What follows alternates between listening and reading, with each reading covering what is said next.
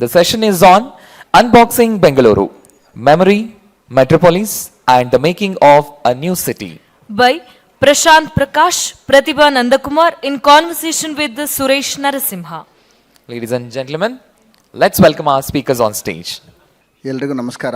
I think this is really special. ಇದು ನಾನೇನು ಯೋಚನೆ ಮಾಡ್ತಾಯಿದ್ದೆ, ಇದು ಬೆಂಗಳೂರು ಹಬ್ಬ and it's A Bengaluru literature festival. ಇದು ಕನ್ನಡದ ಹಬ್ಬ, ಕನ್ನಡ ಸಾಹಿತ್ಯದ ಹಬ್ಬ, ಜೊತೆಗೆ ಈಗ ಇದು ಭಾರತೀಯ ಸಾಹಿತ್ಯದ ಹಬ್ಬ, ರೈಟ್? ಸೊ ದಕ್ಷಿಣ ಭಾರತದ ಭಾಷೆಗಳ ಸಾಹಿತ್ಯದ ಹಬ್ಬ, ಜೊತೆಗೆ ಒಂದು ಕನೆಕ್ಟಿಂಗ್ ಅಂತ ಇದೆ. I think we are in a perfect position to launch an international literature festival out of this, and Bangalore truly represents Vishwa Manava Tattva anta ಏನು ಹೇಳ್ತೀವಿ. Bangalore probably represents it, and kudos to Satish for putting together such a great program, and I hope over next 5 minutes we'll have a lot more people joining us, right? So talking about Bangalore is as important about talking about literature. So, and there is no better way to talk about Bangalore, a festival in Bangalore, than to talk about Unboxing Bangalore, right? A very interesting book that was written by Prashanth and Malini, and which is translated by Prathiba. Right, so just a quick introduction to my fellow panelists. I'm sure many of you know, both of them don't need introduction, but this is probably a slightly different forum for Prashanth, right, from that perspective, right? Prashanth, Bangalore Hudga, right, to start with, right? So studied in Bangalore, and then probably some of the best things that we are seeing here and that makes us proud, Prashanth has a hand in it. Naan yavaglu heltirtini, there are two types of people. One, those who have pride in Bangalore and those who make Bangalore proud, and Prashanth is the guy who has made Bangalore proud. Whether you take Swiggy, whether you take Flipkart, whether you take Freshworks, or whether you take Book My Works, it's a Book My Show. Some of the best startups or technology businesses that we have seen around is the contribution of Prashanth, right, directly or indirectly. Second thing, more importantly than that, Prashanth's contribution into policy making in this country, the education, lot of activities with respect to government, setting up the vision, etc. Prashanth has done an amazing work, and in fact, he also heads Vision Karnataka, for some of you who know. So it's very, very fortunate for us to have Prashanth here to talk about his Unboxing Bangalore, and welcome, Prashanth. Suresh, it's a pleasure to be here, and thank you, Prathiba, Suresh, for doing this session with me. I want this to be a very casual, freewheeling chat. Yeah, and hopefully right. We'll keep the audience. We'll keep the audience right. Yeah. entertained. Yeah. And Prathiba, again, we don't need any introduction, but I have a suggestion for you, Prathiba. Probably you should take a master class on building a career, right? So a translator who has done so much of work, and we will get to hear that part of the stuff, right? So person with lot of ideas and lot of energy, and amazing to have you here. Right. Thank you very much. Okay, Prashanth, I want to start this discussion with you, right?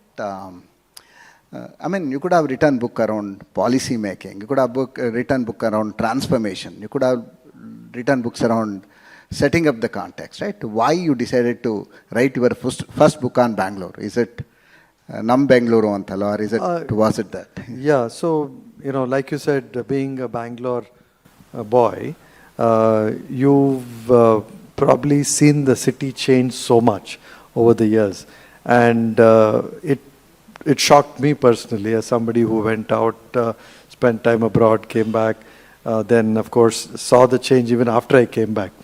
So my thought was, won't everybody going through, there's two types of people who are new to the city would not really relate to the city in many ways because they don't understand, they are stuck in some corner of Marathalli or Whitefield, so they really don't understand Bangalore, right? And then you have people in Bangalore who don't understand beyond Baswannagudi or Malleshwaram and what's happening. Everything else is a black box for them. So I think we were not doing justice to both people who are Bangaloreans traditionally and new Bangaloreans. So I thought it was important that for people to get pride in any city, they have to first relate to the city. They have to first understand the city. So that was the reason. And also I believe that cities are the economic engines of any country. And, one of the challenges we have is, as a society, we have a lot of nostalgia and a lot of, good, idealistic thinking about our rural cities and our rural farms and areas. But I think we neglect our cities. We neglect our cities because we don't know how to govern, how to manage. So I wanted to also highlight that we have a city that is so beautiful, so different, and with a vibe that is unparalleled in this world. And we are kind of ruining the city. So just bring a bit of attention. So bring pride into the city and bring attention that we are making a good thing not last. So I'll come back to you with more questions around pride and some of the work that you are doing. Prathiba, I want to pick you up from here, because when you started writing this book, right, and why was it so special for you? You have written so many books, you have translated so many books, right? Why is this book so special for you, and what are your impressions about the book? First of all, I want to respond to what you said about the book. This is a different book because he is a policymaker. And because this caters to the economic and the socio-political changes that are happening in the city, so it's not a usual book. So I wouldn't call it as a different book. And because Prashanth Prakash is a policymaker, and that has made all the difference to the book. And I would like to quote Kiran Majumdar Shah, who has written the foreword for this book. And she says, "Today, Bangalore stands at an intriguing inflection point, a crossroads of innovation, culture, and transformation. It is a city that encapsulates the socio-economic cultural shifts that are shaping the future of India. It is a symbol of adaptability where resilience has allowed it to reinvent itself and stay relevant in an ever-changing world. That is why this, and because it captures that moment about Bangalore, what is happening, this is a special book. And I would still call it something in the policy making sector only, something on the verge of it. You call it knowledge book. Yeah, and I want to call it almost a knowledge book, because it has so much of data, so much of information, and so much of analysis, which if you had to get about Bangalore, you would have to read about 100 books, or maybe even 10 books, and go into different fields and talk to people. This book is the result of 600 interviews.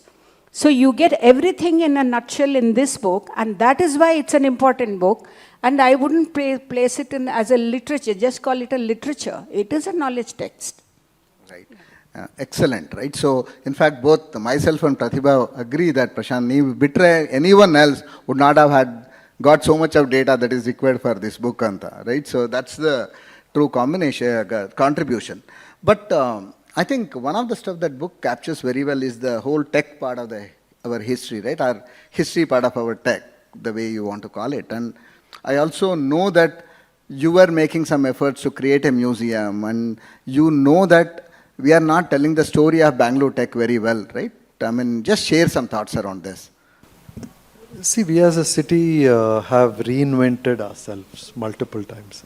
There are multiple monikers for our city, starting with the Pensioners Paradise to the City of Lakes to the Science City, PSU City. But one thing that is common is that we have always stayed relevant as a city. If India as a country, and like what Kiran has given forward, so we are in the forefront of socio-economic impact in this country. So my view was that it was very important to bring this narrative that we are the city of new beginnings.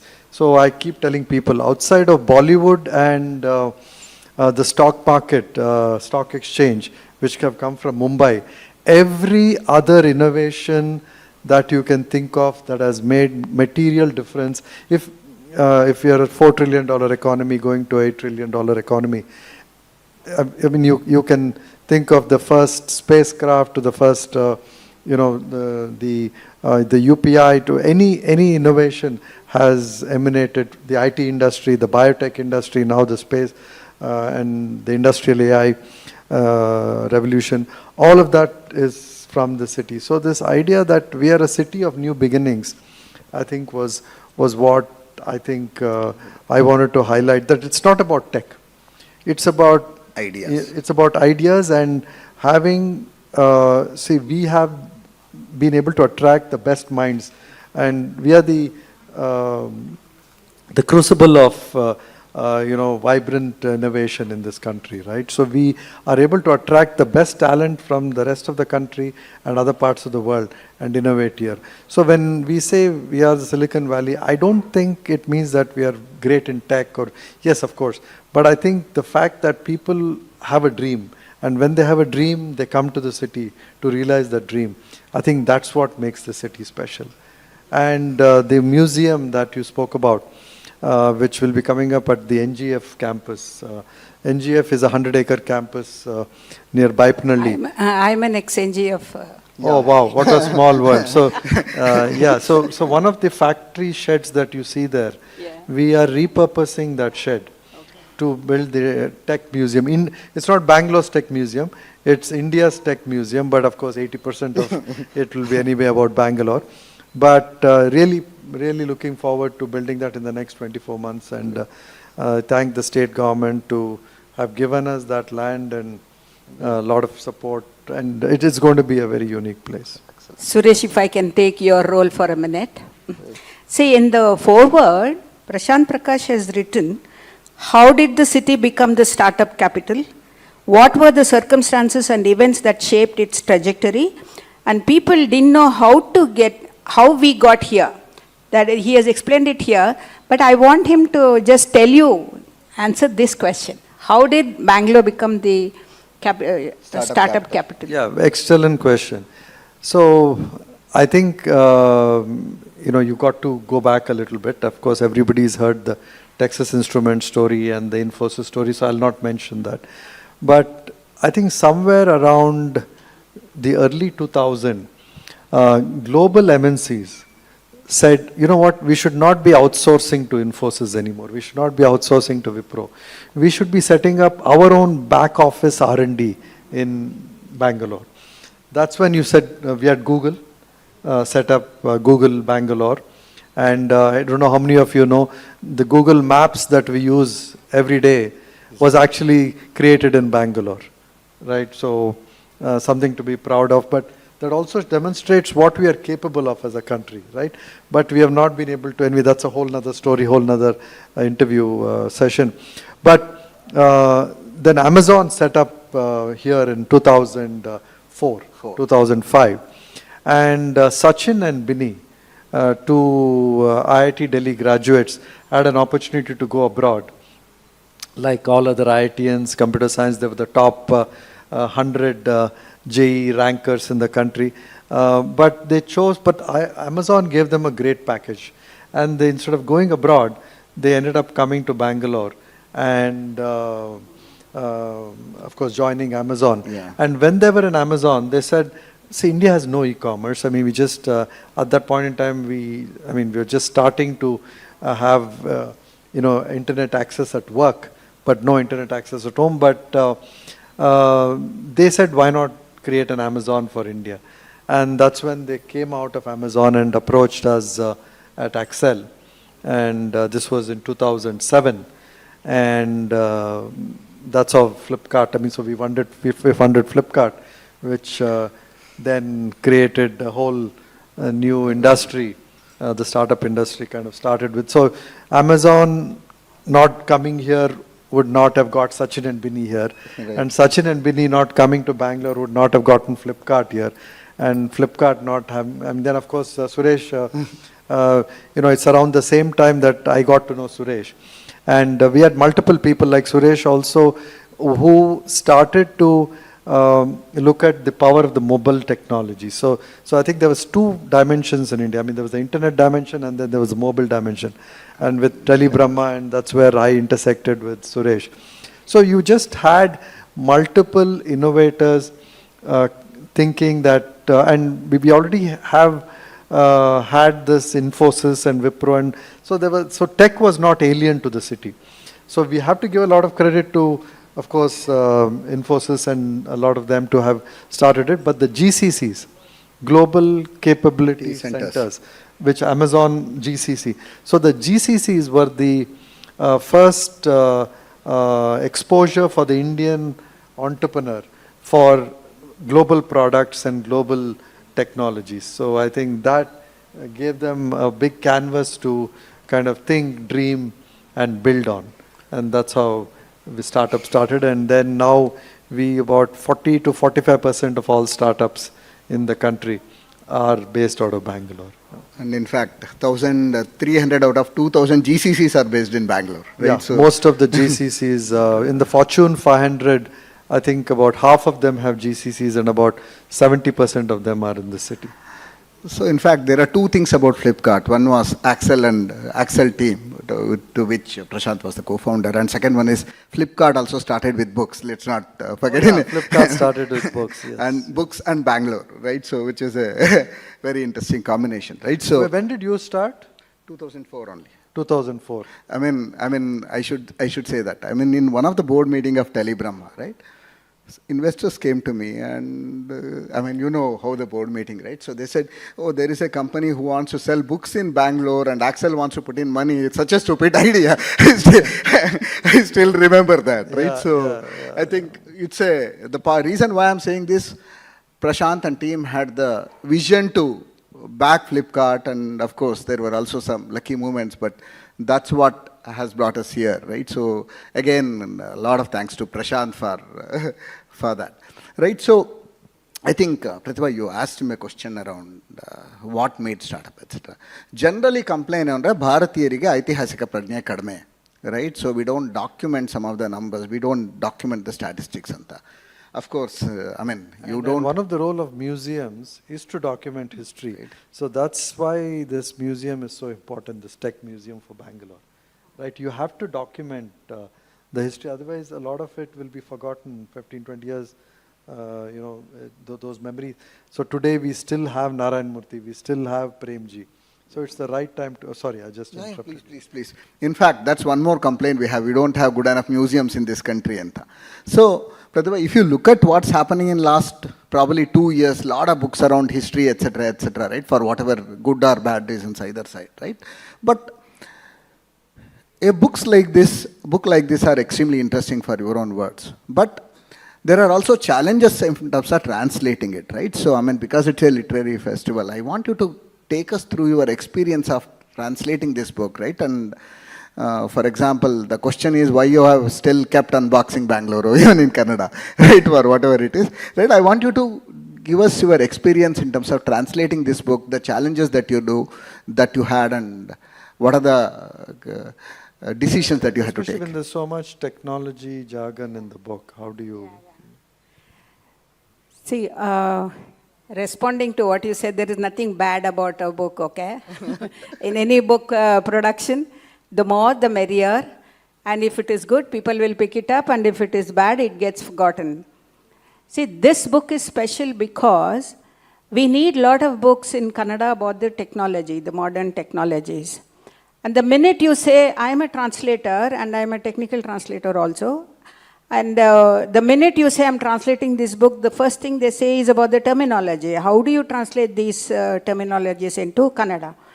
So for some time back, we used to try desperately to translate something, an idea, because you have to capture the idea behind the term. And then we started adapting that, why don't we introduce these words into Kannada? Like, there are hundreds of words from other languages that are adapted into Kannada. So we can do it with the new technology also.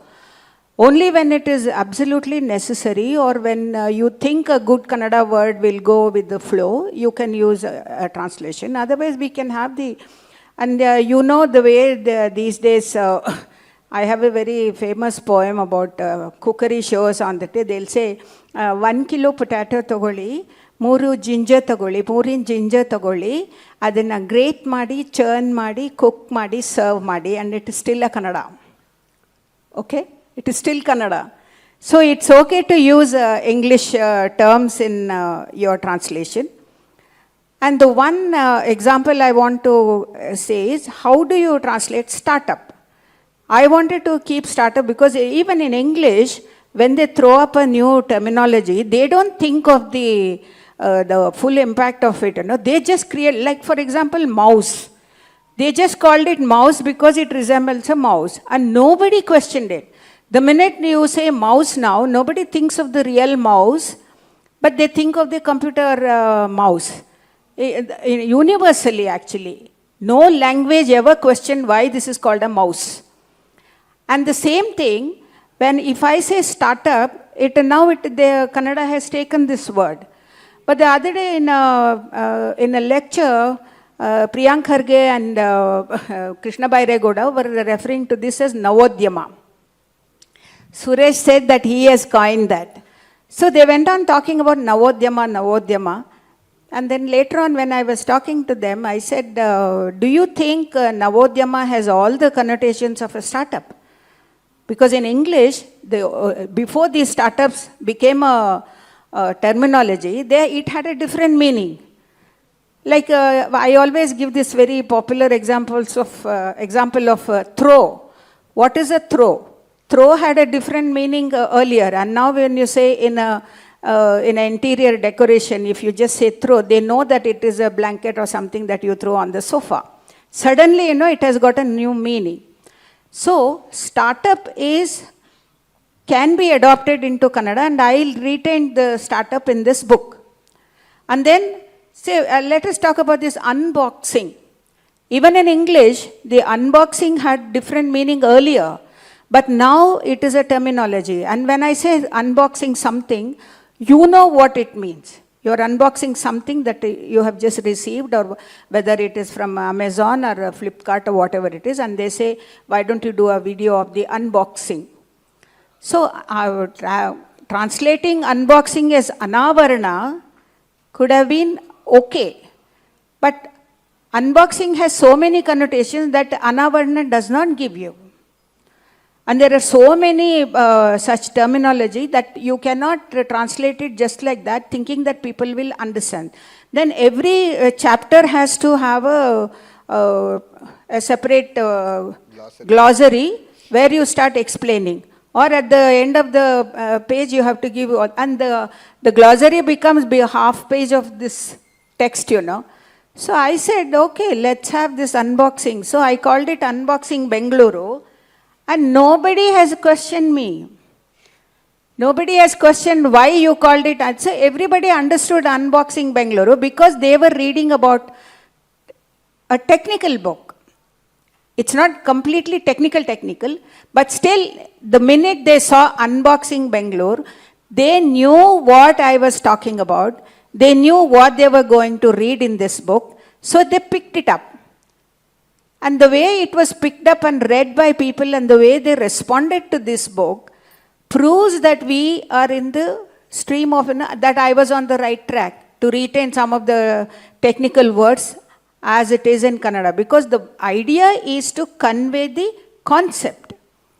And there are so many chapters here which talks to you about the startup business and how it has impacted Bangalore and how the startups have impacted Bangalore and also where Bangalore stands.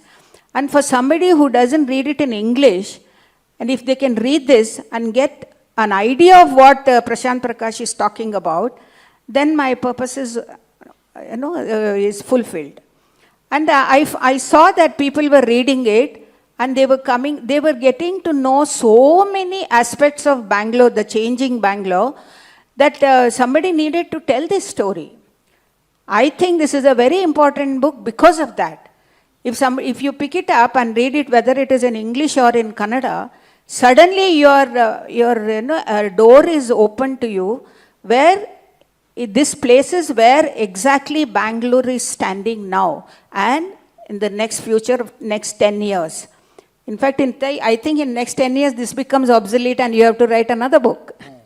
Yeah, so this is largely covers about 40 years of contemporary history, like if you've seen from the infos. So yeah, you're right, 50 years, we have to update when we get to about 50 years. So, Prathiba, I want to continue from the same point that you were making. How much of the technology that you use for translation? Right? And so, also I mean, in that context, I want to talk about AI, right? So Vikram Sampath, you know, is a very good, so Vikram Sampath has started a new startup that focuses on translation. I know. You heard of that? I spoke to him. You spoke to him about that. So how will AI change this whole industry of translations? Actually, yesterday we had a session on AI and literature. We had a session yesterday, and I was a part of that. See, any tool, AI is a demon. So the session was whether AI is a demon or an angel. Because whether you control the AI or AI starts controlling you. I would like to look at AI as a tool. But the way its uses are, it is expanding day by day, minute by minute. Like yesterday, Shrija was telling about how people are divorcing because ChatGPT advised them. So when I was doing this book, I didn't use AI. But only at the tail end of it, I started looking at it to check if I had translated it better or whether AI is translating it better. And I'm very proud to say that I was very close to that because I've been translating for a long time. So my idea was to capture the tone of this book, the tone in which the authors have put in, because there is a very strong possibility that because Malini Goyal is from Delhi, there is a danger that I would look at it as an outsider's purview. Very strongly. If a Bangalorean had written this, it would have a different tone. But I didn't, because of the kind of research she had done and the kind of data she had collected, along with Prashanth Prakash, I didn't want that to be insulted by saying that this is an outsider's purview. I don't want to say that. But still, I wanted to know how a Delhiite would look at Bangalore in these times, not the history. Of course, the first chapter of this captures the history of Bangalore, especially in technology. But now that there are so many outsiders in quotes in Bangalore, and where Bangalore is, the direction in which Bangalore is traveling in this, and when they had a launch of this, there was a very interesting debate, panel discussion between Prashanth Prakash and the other four. And because of that, I was very careful not to seep in, to see that my own biases seep into the translation. It was very easy for me to read a line as an outsider's, sort of jeering at Bangalore, but I didn't want to do that. So I was very careful to retain the tone of the original book. And someday I want to write a Bangalorean's perspective of this. Someday. No, I think this, you raised a good point. See, Malini, Malini had spent already 2 years in Bangalore, and I told her, Malini wanted to do this book, and I said, Malini, unless you spend 2 years here, sitting in Delhi. So she was kind enough to move to Bangalore. She has moved from Bangalore. So this book is in that way unique. It's an inside plus an outside. And also view. it needed that distancing. Correct. So there are perspectives as insiders we see, and there are perspectives only outsiders will see on the city. So it was important that this book covered both. Now, Prashanth, we were talking about another book at 10 years, but before that, can you give me a preview, or how are you seeing technology impacting our cities, right? So, and not just the technology, the kind of change that we are saying, right? Outsiders' perspective of Bangalore, etc. How do you see these things changing? Yeah, it's very exciting. We have known Bangalore as an outsourcing hub, right? So the Infosys. And then we understood Bangalore more as a startup city, where you had Swiggy and all what we call as urban convenience. So just things to your home in 10 minutes, urban company getting your salon to home. I think that era of urban convenience is over. So I think that startup era is kind of done. Now Bangalore has to reinvent its city, reinvents itself. as what I call as an industrial AI city. So we don't have to be an industrial city. I mean, there's no longer industry in the old way of NGF and HMT but industrial AI. I mean, all of you know about Elon Musk, right? Who doesn't know about Elon Musk? Elon Musk is Elon Musk not because he started a software company, right? He could have been, then why is Elon Musk richer than Bill Gates, right? It's because he just didn't build software. So there's this new industry, what I call as industrial AI, or what I call as full stack technology companies, which are multidisciplinary, whereas there is software, there is AI, there is real hardware, and all of this needs to be integrated and scaled from a manufacturing perspective. That's what Tesla was, right? And that's what SpaceX is. So we have to become the home of Tesla, the next SpaceX, and we have Agni. I mean, we have a lot of these companies that that start in IIT Chennai. I mean, everybody here would have heard that, but when they want to scale, they're moving to Bangalore. So we have to become the new, what I would call as, we call as advanced manufacturing hub for the country. No large economy was built just on IT and technology. If China became China, a 15 trillion economy, it was not on the back of software. It is industrial capability. So we have as a city, and it's good that the government is thinking ahead. We are creating these clusters around Devanalli and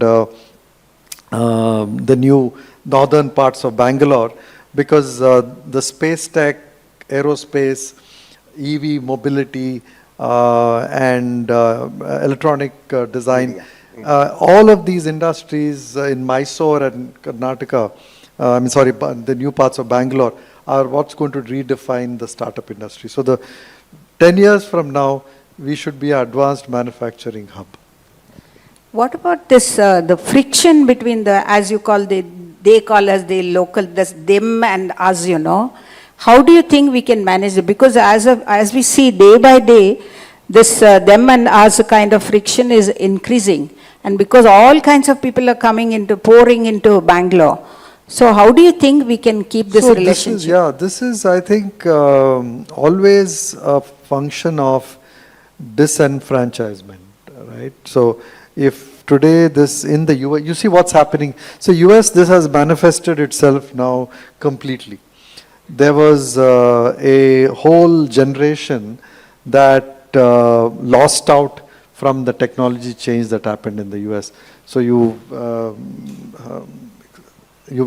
heard about the whole redneck areas, you know, the whole part of the US, the hollowing out. In fact, where are the Native Americans? The native. So what happened? So the feeling was that Indians, other people from other countries have come and taken over the US. So Trump won the election because he said, I'm going to bring back the old manufacturing back to the country. I'm going to bring back jobs which have been lost by the original Americans, the earlier Americans. So I think you will see this kind of resentment always build up when the local people are not included. The local people miss out on the development and don't benefit from whatever development that's happening in the city. So it's not only about Bangalore, it's about what we call as beyond Bangalore. It's now the smaller towns that need to, the whole, so this government and the previous government have been working on this strategy called Beyond Bengaluru where we are trying to bring tech clusters into Shumaga, into Mysore, Gulbarga, Bangalore.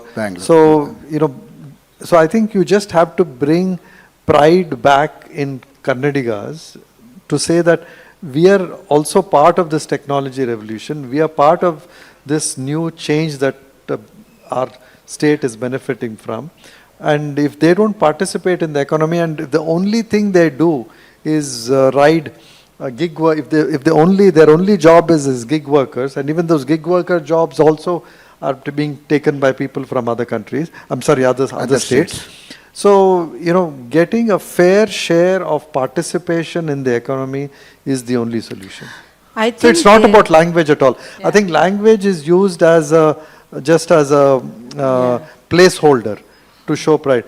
But it is about people feeling that they're being left behind. It's low. So, Prathiba, this one, right? Maybe you should give your view on this as well. Right. So, okay, I mean, I will give my thoughts around this, but one quick question before this, right? Is beyond Bangalore, there are two dimensions, right? One is Hosur and Anandpur along with Bangalore, right? I mean, I'm just talking about Greater Bangalore. Greater Bangalore, which includes Hosur and Anandpur, or Bengaluru as in Greater Bengaluru as in included in Karnataka, right? So, Gulbarga cluster, Belgaum cluster, ನಮ್ಮ Dharwad Mysuru cluster ಎಲ್ಲ right so what is an ideal beyond Bangalore right from the industrial AI perspective? Yeah, from an industrial AI perspective, very good question, because I think if you just spoke about software, I think the technology cluster would have been very different. When you talk about industrial AI and advanced manufacturing, I think Belgaum, Hubli, Dharwad, Mysore, I think all for semiconductors, Mysore is becoming a great hub. So I think naturally there is power in taking this whole advanced manufacturing capabilities beyond Bangalore. Right. So I think it's to Karnataka's advantage to not be concentrated, because land is a big challenge when it comes to manufacturing, and you'll not be able to provide cost-effective land, and that's why people go to Anantapur. That's why people go to Tamil Nadu, right? So you need to be able to provide land at good rates for manufacturing to thrive. See, I think books like this is very, very important because we don't understand what they are talking about. So we need to know, somebody needs to tell them, somebody needs to address this problem of making them understand what is happening to Bangalore. See, till I read this book, I had a different attitude. The minute I read this book and internalized it, I realized that so much is happening to our city that we need to be a part of this, and we need to be one with the developments that are happening. And in the launch of the English book, there was a very good panel discussion with Zaroda and Kiran Majumdar and others, who, after listening to that discussion and after reading this book, I realized that there is a part in us also to get onto the bandwagon and, move with the world, what is happening to Bangalore. It's not good just to sit back and say that these people are coming and this is happening and we are left behind. That is why I think we need more of such books. And I think you need to educate people also, you have to address this problem, or problem in quotes I say, because we need to be educated, we need to be informed about what's happening to Bangalore and what Bangalore is going to, where it is going to be in the next 1 decade, in next 10 years. If I had not read this book, I would still be thinking in the old ways and saying that, oh, these people, like exactly what you said. But after reading this book, or anything that connects the, I hate to use the word locals, the real Bangaloreans, to the global changes that are affecting Bangalore. In fact, in that panel discussion, somebody said that in the Asian market, anything that needs to be introduced is first introduced in Bangalore. Yeah. Experiments are done on Bangalore. And if it is successful in Bangalore, they very conveniently release it everywhere. This kind of information I didn't have before. So yeah, we're a sandbox for new ideas. And we're a sandbox for launching new products in the city. So the general consensus among companies like Unilever, and of course today the new tech product companies that launch products is, because most products that get launched are about creating brands for the next generation. So the ice creams that you consume will not be the ice creams that your daughters consume or your sons consume, right? They actually will not consume what you're consuming. It will be different. So if there are these new products that get launched in Bangalore, and if they work in Bangalore, because the demographic is so diverse, we are cosmopolitan at a very, very fundamental level in the city. We are cosmopolitan from the standpoint of language, we are cosmopolitan from the standpoint of thinking, and we are cosmopolitan in the standpoint of embracing new products and experimenting new ideas. So Bangalore is I mean, we talk a lot about tech and we talk a lot about why Bangalore is special. But Bangalore is special because of this cosmopolitan, we are at the heart a very inclusive and a very city that embraces and is experimental about new products. It's not only in technology, it's also in what we consume. That is exactly what Kempegowda thought of. I have done extensive research, and Kempegowda brought in all the talents from outside because he wanted to make Bangalore a very rich commercial hub, you know. Yeah, the whole market was about. In fact, how many of Mysore Diwans are from localites, right? So we always borrowed the great talent, right, from anywhere. In fact, the Prathiba said a very right thing, right? Right? So it's one of the things that books like this are what the mass communication or our efforts on the media side should be to bring back the pride in Bangalore, Bangaloreans. It's a lot more easier for us to go and talk to some of the North Indian entrepreneurs and ask them to integrate with Kannada. It's an easier thing, right? That can be done. But what is equally important is to spread the awareness amongst the masses to say that become part of this. There is a great thing happening here. It's a lot more easier to be part of that bigger economy than someone who will come from outside.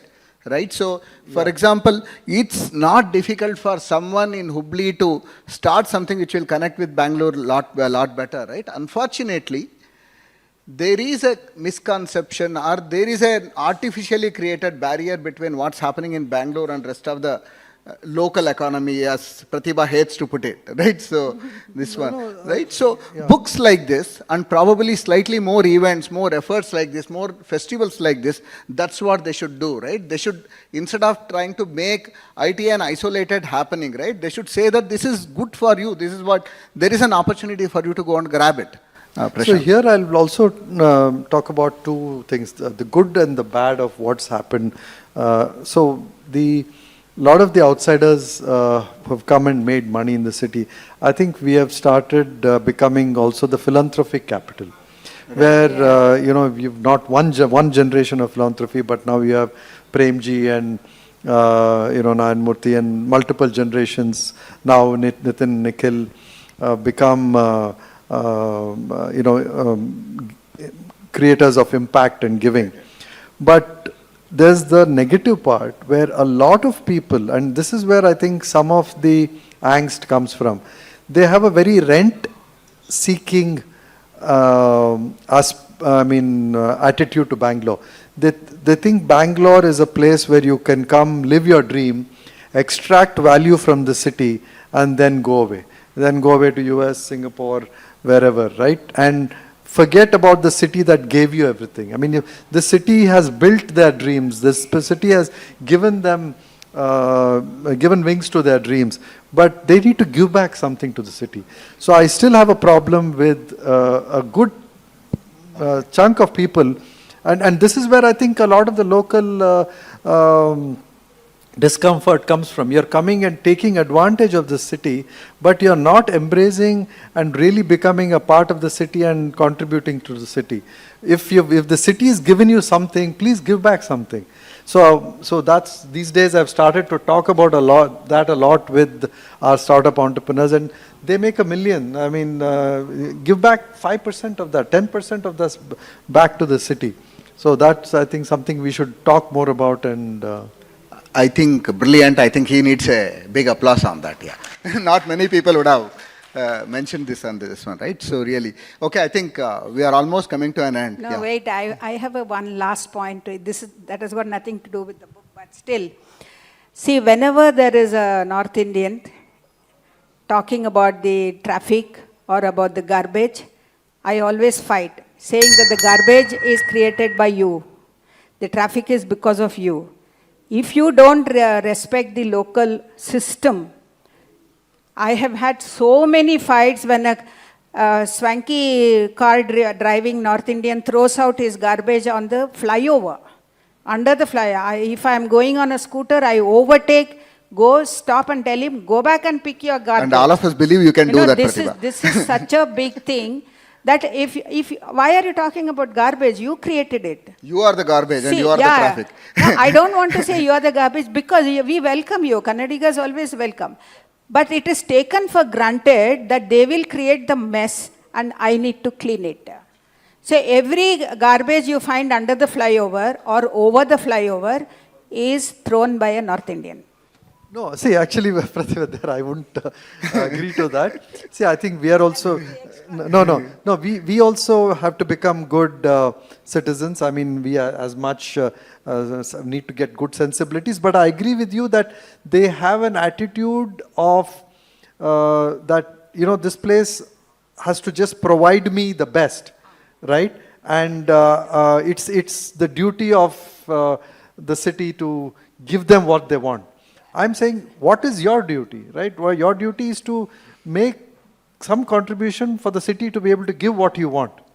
So I think that part needs to... That's a nice way. I think I should apologize because I went a little overboard. No, but I will tell you that outsiders, and this is, I'm not going to use the word North Indians, I'll just say outsiders very quickly become less constructive in being able to find solutions and find it easy to just blame everybody, right? Blame people, and they have not made the effort to do their part. So, and I think people locally, I have found them wanting to do something, wanting to, I mean, of course, because this is our city, and through this book, one of my, and getting it into Kannada was, getting translated in Kannada was that people locally should understand that there is, you've built a global city here. And now we are just fortunate to be part of this global city, and we cannot, you know, wither this thing away, right? Very well said. And we, unfortunately, I will also say this, and I know there's no media here, and even if there's media, I don't care. You're being watched. No. So, but I'll say that, you know, we unfortunately in India, cities have been I mean, we just don't have governance in cities, right? So we have had the misfortune, especially in Bangalore.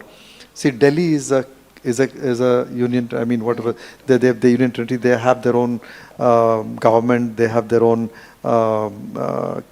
budgets, and They were metro. and Bombay has traditionally, the Bombay Municipal Corporation has been traditionally strong.